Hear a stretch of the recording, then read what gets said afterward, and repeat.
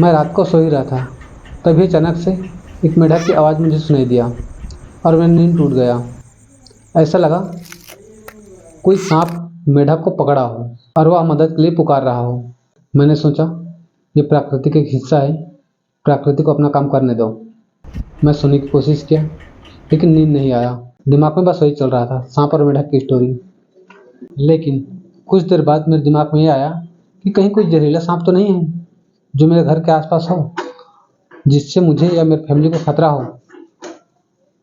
मैंने जाकर देखना उचित समझा और फाइनली उठकर उस सांप को ढूंढने लगा और फाइनली उस सांप को ढूंढ लिया। वो सांप था वाटर स्नेक, नोरिया, या जिसे पानी वाला सांप भी बोला जाता है, नॉन वेनिमस, बिना जहरीला। फिर मैंने उसे अपने हाल पे छोड़कर वापस आ गया बिस्तर पे। सोने की कोशिश कर रहा था और उस मेढक की आवाज़ और तेज़ी से बढ़ने लगा। ऐसा लग रहा था मानो वह मुझे मदद के लिए पुकार रहा हो। फिर मैंने अपने आप को उन दोनों की जगह रख कर देखा। सबसे पहले अपने आप को मैंने उस सांप की जगह रख कर देखा कि मैं कहीं भूखा हूँ और कोई मेरा खाना छीन ले तो मुझे कैसा फील होगा। यही सी बात है, दुख होगा, लेकिन जान जाने जितना नहीं। अगर कोई मेरा खाना छीन ले तो मैं कहीं न कहीं से खाना जुगाड़ कर लूँगा और कुछ भी चीज़ खाकर जी जाऊँगा।